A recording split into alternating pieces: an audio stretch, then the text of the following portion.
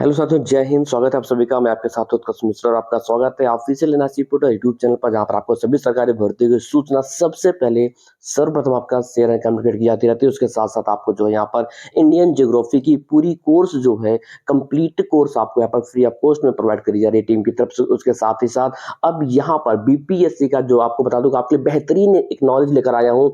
यहाँ पर एक वीडियो, मात्र एक वीडियो, इसी वीडियो को देखने मात्र से आपका जो बिहार जीके है, बेसिक इंफॉर्मेशन है, वो सारे डाउट्स आपके क्लियर होने वाले हैं। और ये बता दूं कि आपको यहाँ पर 100 महत्वपूर्ण प्रश्नों को संग्रहित किया गया है, मैंने कलेक्शन करा है आपके लिए। जो बीपीएससी की प्रिपरेशन कर रहे हैं, जैसे आप बीपीएससी में बिहार में किसी भी स्टेज का प्रिपरेशन कर रहे हो, खासकर वहां पर भी जो अभी टीआरई भर्ती आने वाली टीचर की 4.0 की, उसकी भी बात कर लेते हैं। आप किसी भी एक दूसरे परीक्षा की तैयारी करते हैं बिहार में, तो आपके लिए बेहतरीन और सबसे गोल्डन ये पॉइंट आपके लिए साबित होने वाला है, क्योंकि बिहार का सामान्य परीक्षा आपके साथ लेकर आया हूं। और ये रामबाण है, बिल्कुल रामबाण है। एक भी पॉइंट आपसे यहाँ पर आउट नहीं होने वाला, आपसे एक भी जो है प्रश्न क्वेश्चन आपसे छूटने वाला नहीं होगा इस बार बीपीएससी की परीक्षा में। चलिए लेट्स गो स्टार्ट करते हैं। लेकिन गाइस, सबसे पहले वीडियो को स्टार्ट करने से पहले वीडियो को लिंक को मैक्सिमम शेयर कर दो। जितने भी आपके पास कैंडिडेट में लोग हैं, सभी के पास शेयर करो। क्या पता आपका एक लाइक, एक शेयर किसी के भविष्य को बना सकता है, किसी के लाइफ को शेयर कर सकता है।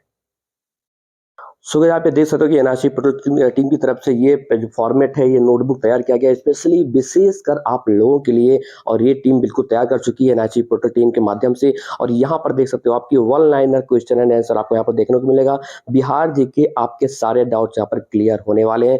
100 महत्वपूर्ण प्रश्नों को यहाँ पर ऐड किया गया। अभी फिलहाल इसका सेकंड पार्ट भी आएगा, जहां पर हम और भी प्रश्न यहाँ पर बढ़ाएंगे, क्योंकि आपको छोटा छोटा पार्ट में आपको टीच करना चाहता हूँ, जिससे कि आपको जो है कोई बोझ न लगे, कोई आपको भार न लगे, आप आसानी से जल्दी से जल्दी आप समझ सको चीजों को। ठीक है, ये आप इसको डाउनलोड कर सकते हो। आप इस पीडीएफ फॉर्मेट को, नोटबुक को डाउनलोड भी करना चाहते हो, तो आपको डिस्क्रिप्शन बॉक्स में लिंक मिल जाएगा टेलीग्राम का। टेलीग्राम ग्रुप को ज्वाइन कर लो, व्हाट्सएप ग्रुप को ज्वाइन कर लो, व्हाट्सएप चैनल को ज्वाइन कर लो, तीनों को ज्वाइन करो, ताकि आपसे कोई भी अपडेशन आपसे छूट ना जाए। ठीक है, और आप इसके पीडीएफ फॉर्मेट नोट्स को भी आप फ्री ऑफ कॉस्ट में डाउनलोड भी कर सको। Let's go.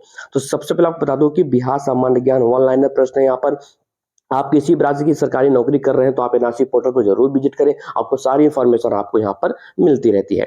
तो सबसे पहला जो पॉइंट है वो देख लेते हैं। सबसे पहला पॉइंट है कि बिहार दिवस कब मनाते हैं। भैया, बिहार दिवस ज्यादा नहीं, बस 22 मार्च को ही मनाया जाता है। बहुत ही एक लाइन में आपको सारा आंसर मिल गया। ठीक है, 22 मार्च को बिहार में कौन सा दिवस मनाया जाता है? बिहार में तो बिहार दिवस मनाया जाता है। उसके बाद एक बिहार की राजधानी पटना है। बिहार का उच्च न्यायालय पटना में है। बिहार का राजकीय भाषा हिंदी और उर्दू दोनों है। ध्यान रखना, बिहार का जो स्टेट लैंग्वेज है वो हिंदी और उर्दू दोनों है। बिहार का राजकीय वृक्ष क्या है? बिहार का राजकीय वृक्ष पीपल है। बिहार का राजकीय फूल क्या है? वो गेंदा का फूल है। बिहार का जो राजकीय पशु है वो क्या है? वो है बैल।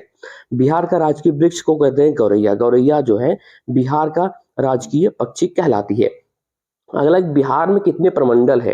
देखिए, बिहार में मंडल, प्रमंडल, ठीक है, ये सारी चीजें भी आपको क्लियर कर दूंगा। तो बिहार में टोटल कुल मिलाकर 9 प्रमंडल है। बिहार में कुल जिलों की बात करें तो 38 डिस्ट्रिक्ट, यानी कि 38 जिले हैं बिहार में। जी हाँ, 38 जिले हैं। और बिहार में अनुमंडल की बात कर ले तो यहाँ पर 101 अनुमंडल है बिहार में। कितने अनुमंडल है? 101, यानी कि 101 अनुमंडल वहां पर पाए जाते हैं। बिहार में विश्वविद्यालयों की संख्या कितनी है? यानी कि बिहार में यूनिवर्सिटीज कितनी है? टोटल नंबर ऑफ पाउंड बात करें 21, यानी कि 21 है।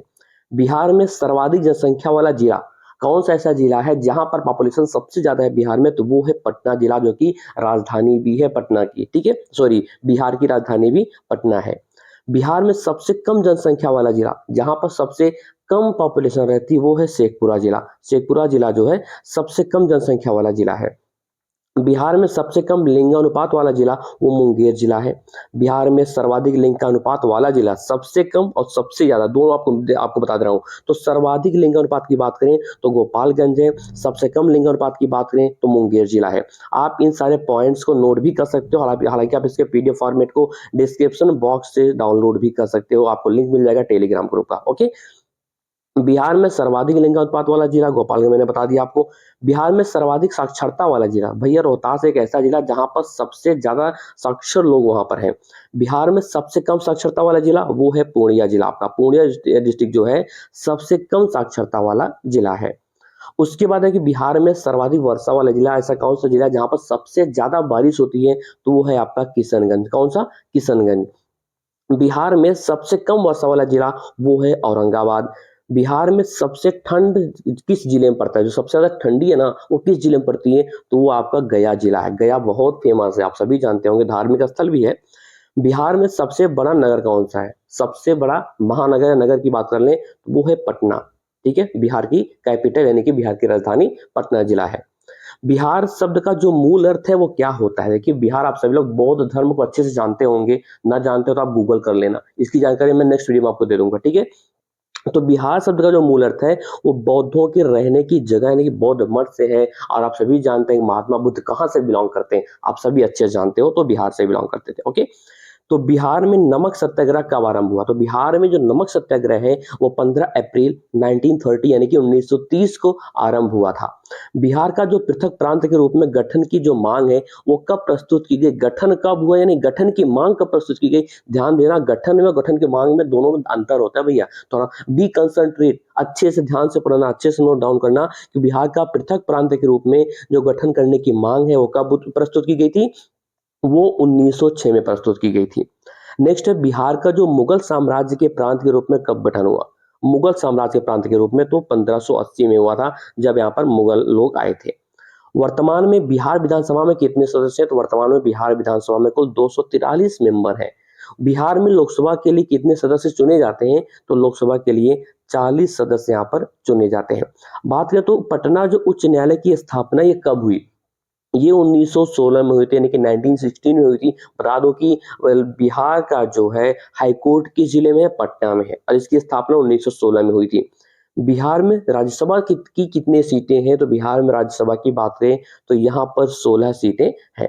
उसके बाद है कि झारखंड बिहार से कब अलग हुआ, देखिए झारखंड छत्तीसगढ़ ये बिहार से अलग हुए हैं, तो ध्यान देना कि झारखंड जो है बिहार से 15 नवंबर 2000 को अलग हुआ था। बिहार और उड़ीसा का विभाजन कब हुआ, देखिए उड़ीसा का जो कुछ भाग है वो बिहार से ही अलग हुआ है, तो बिहार और उड़ीसा का विभाजन 1936 यानी कि 1936 में हुआ था। बिहार सोशलिस्ट पार्टी के संस्थापक कौन थे, तो यहाँ पर जयप्रकाश नारायण जी जो है बिहार सोशलिस्ट पार्टी के संस्थापक थे। बिहार के प्रमुख समाचार पत्र जो कि बिहारी एक समाचार पत्र था, उसके संपादक कौन थे, तो बाबू माहेश्वर प्रसाद। कौन, बाबू माहेश्वर प्रसाद जो है बिहारी समाचार पत्र के संपादक थे। बिहार में भारतीय राष्ट्रीय कांग्रेस का 1922 का अधिवेशन हुआ, तो कहाँ हुआ था, तो ये गया में होता है। देखिए यहाँ से दो प्रश्न बनता है कि कहाँ हुआ, गया में हुआ था। और कौन सा अधिवेशन, भारतीय राष्ट्रीय कांग्रेस का कौन सा अधिवेशन जो है हुआ था बिहार में, आप हमें कमेंट करके बताना। 1922 में हुआ था गया में। ओके, उसके बाद है कि बिहार में किसान सभा की स्थापना कब हुई, ये कौन किया था, तो ये किया था सहजानंद सरस्वती के द्वारा की गई थी। बिहार बंगाल से कब वो लोग अलग हुआ, तो बिहार जो है बंगाल से 1912 यानी कि 1912 में अलग हुआ था। देखिए छत्तीसगढ़, झारखंड, उड़ीसा और कौन सा, पश्चिम बंगाल। ध्यान देना कि बिहार से कब अलग हुआ, मैंने आपको ऊपर आपको बता दिया है, आगे भी बताऊंगा अभी। 1857 की क्रांति के समय में बिहार के नेता कौन थे, तो वो थे कुंवर सिंह थे। पटना को प्रांतीय राजधानी किसने बनाया, तो पटना को प्रांतीय राजधानी सबसे पहले सर्वप्रथम शेरशाह सूरी ने बनाया था। बिहार के सर्वाधिक लोकप्रिय सुल्तान कौन थे, तो बिहार के सर्वाधिक लोकप्रिय सुल्तान की बात कर लें तो शेरशाह सूरी ही थे। नालंदा विश्वविद्यालय बहुत फेमस है, विश्व का सबसे पहला विश्वविद्यालय माना जाता है नालंदा विश्वविद्यालय। इसके वैभव को किसने नष्ट किया था, तो वो किया था बख्तियार खिलजी। ये इंपॉर्टेंट प्रश्न है आपके लिए कि नालंदा विश्वविद्यालय के वैभव को किसने नष्ट किया, तो बख्तियार खिलजी ने नष्ट किया था। बिहार की राजनीतिक शैक्षणिक शक्ति किस काल में सांस्कृतिक गरिमा खंडित हुई, तो मध्यकाल में हुई थी। कब हुई थी, मध्यकाल में उसकी सांस्कृतिक गरिमा है वो वहां खंडित हो गई थी। किस मुगल शासक ने सर्वप्रथम बिहार को अपने साम्राज्य में मिलाया, तो अकबर एक ऐसा शासक था, मुगल शासक था जिसने सबसे पहले बिहार को अपने साम्राज्य में मिलाया था। पाटलिपुत्र के संस्थापक कौन थे, तो पाटलिपुत्र के संस्थापक उदयन थे। पाटलिपुत्र स्थित चंद्रगुप्त का महल किससे बना था, वो लकड़ी से बना था। ध्यान देना, जो पाटलिपुत्र में है चंद्रगुप्त का महल है पाटलिपुत्र में, वो किससे बना है, वो लकड़ी से बना था। पाटलिपुत्र को किस शासक ने सर्वप्रथम अपनी राजधानी बनाई, तो चंद्रगुप्त मौर्य ने बनाई थी। पाटलिपुत्र जो है उसको सबसे पहले चंद्रगुप्त मौर्य ने ही अपनी राजधानी बनाई थी अपने शासनकाल में। बिहार में 1857 की क्रांति के नेता थे कुंवर सिंह। इनका देहांत कब हुआ था, यानी कि इनका निधन कब हुआ था, तो इनका निधन 9 मई 1858 में हुआ था। ठीक है। चंद्रगुप्त मौर्य के गुरु कौन थे? तो चंद्रगुप्त मौर्य के गुरु थे चाणक्य, आप सभी जानते हो। कांग्रेस के सोशलिस्ट पार्टी की पहली बैठक कब हुई थी? ये हुई थी पटना में। कब, कहाँ हुई थी? पटना में हुई थी। बिहार केसरी से किसे संबोधित किया जाता है? तो बिहार केसरी के नाम से जाने जाते हैं डॉक्टर श्री कृष्ण सिंह। कौन? डॉक्टर श्री कृष्ण सिंह को जी दूसरा उनका उपनाम है वहां पर, जो उपाधि दी गई, बिहार केसरी से संबोधित किया जाता है। किस देश की सीमा बिहार राज्य से जुड़ती है? तो नेपाल एक ऐसा देश है जो बिहार राज्य से जुड़ती है, उसकी सीमा। बिहार का शोक किस नदी को कहा जाता है? तो बिहार का शोक जो है कोसी नदी को कहा जाता है। किस क्यों कहा जाता है? क्योंकि इसमें जब बाढ़ आती है तो अपना रास्ता बहुत बदलती है ये, और बाढ़ बहुत तीव्र गति से आती है, या इसलिए वहां पर बहुत नुकसान होता है, बाढ़ आ जाती है। तो बिहार का शोक कोसी नदी को ही कहा जाता है। बिहार में मुगल स्थापत्य कला का सर्वश्रेष्ठ उदाहरण क्या है? मनेर में स्थित है शाह दौलत का मकबरा। कहां पर स्थित है? मनेर में शाह दौलत का जो मकबरा है, ये मुगल स्थापत्य कला का सबसे सर्वश्रेष्ठ और सबसे अच्छा उदाहरण माना जाता है, मुगल स्थापत्य कला का। मध्यकाल में बिहार आने वाले ईरानी यात्रियों में कौन धर्माचार्य था? तो बहानी था। कौन था? बहानी था। ये ईरानी यात्री था और एक धर्माचार्य था। ठीक है, मध्यकाल में ये बिहार में आया था। अगला है, बिहार पर उर्दू भाषा में किसके द्वारा ऐतिहासिक रचना लिखी गई? तो अजीराबादी ने। कौन? शाह अजीराबादी ने। बिहार में हिंदी साहित्य सम्मेलन की स्थापना 1919 में हुई थी। बिहार रिसर्च सोसाइटी की स्थापना 1915 में हुआ था। पटना संग्रहालय की स्थापना कब हुई? 1919 में हुई। ये तीनों बहुत ही महत्वपूर्ण है, मैं आपको रिपीट किया देता हूँ, ये तीनों आपके लिए महत्वपूर्ण है, आप इसको रट्टा मार लो। बिहार में हिंदी साहित्य सम्मेलन की स्थापना, रिसर्च सोसाइटी की स्थापना और पटना संग्रहालय की स्थापना। आपसे प्रश्न जरूर पूछा जाएगा आपकी परीक्षा में। मगध के प्रवर्ती गुप्त वंश के संस्थापक कौन थे? ये थे कृष्णगुप्त। बिहार आने वाला पहला अंग्रेज यात्री कौन था? तो पीटर मुंडी था। कौन था? पीटर मुंडी। बिहार में किस मुगल शासक का राज्याभिषेक अंग्रेजों के संरक्षण में हुआ था? तो शाह आलम द्वितीय का जो राज्याभिषेक था वो अंग्रेजों के संरक्षण में बिहार में हुआ था। बाबू कुंवर सिंह ने कहां पर बंदूक और गोला बारूद बनाने का कारखाना स्थापित किया था? तो जगदीशपुर में किया था। कहां पर? जगदीशपुर में किया था। संविधान की अष्टम अनुसूची में शामिल होने वाली बिहार की पहली क्षेत्रीय भाषा कौन है? वो है मैथिली। बिहार में स्थापित होने वाला पहला बैंक, बिहार में सबसे पहला बैंक जो स्थापना करी गई, स्थापित हुई, वो हुआ था इलाहाबाद बैंक। ओके। बिहार में सबसे भीषण बाढ़ कब आई थी? ये 1975 में आई थी। कब आई थी? 1975 में आई थी। बिहार में आज अब तक की सबसे भीषण बाढ़ आई थी।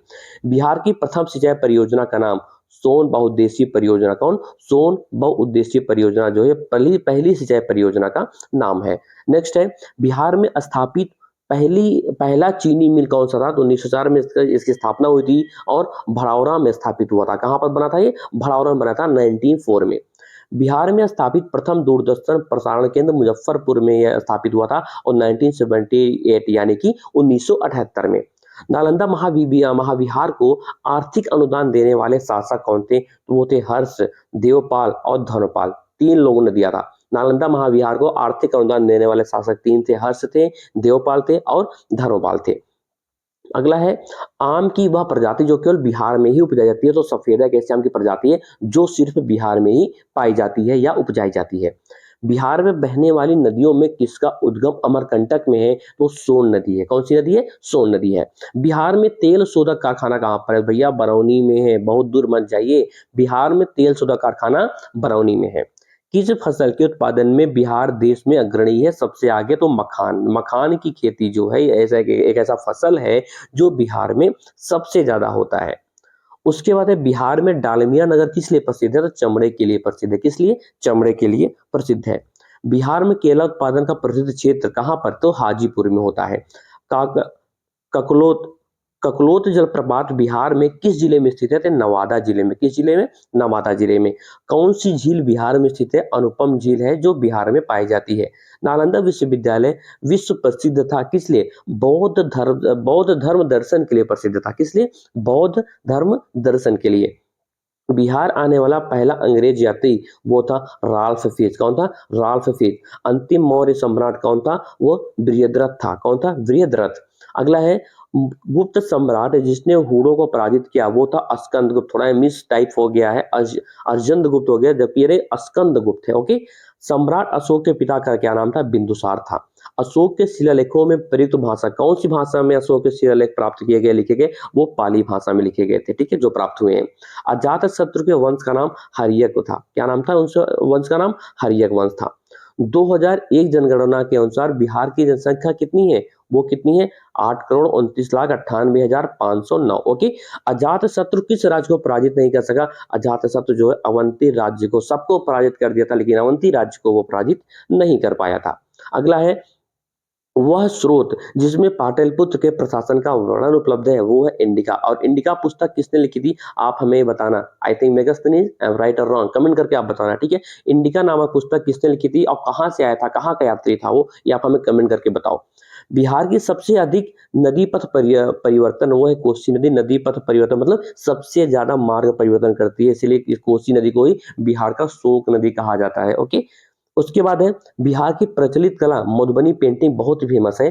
कुंवर सिंह के पिता का नाम था साहबजादा सिंह। क्या नाम था? Sahabzada Singh. And 100 and last question ये है, वन लाइन का, बिहार का प्रसिद्ध पर्व, भैया ये कौन नहीं जानता, सभी जानता है, बिना इसका विकल्प लिए ही लोग ऐसे ही लिख देंगे भैया, बिहार का सबसे प्रसिद्ध पर्व छठ पूजा होता है, आप सभी अच्छे जानते हैं। तो दोस्तों ये था आपका 100 प्रश्न, अति महत्वपूर्ण आपके लिए, ठीक है। आगे की सेकंड पार्ट लाऊंगा, उसमें भी 100 प्रश्न आपके रहेंगे बिहार जीके से रिलेटेड। आपके एक भी पॉइंट्स इस बार परीक्षा में छूटने नहीं दूंगा, एक भी प्रश्न आपसे नहीं छूटेगा, आप सारे प्रश्न अटेम्प्ट करके आओगे, वो भी सही के सही। ओके गाइस, चलिए मिलते हैं अगले वीडियो, तब तक के लिए bye bye and all the best.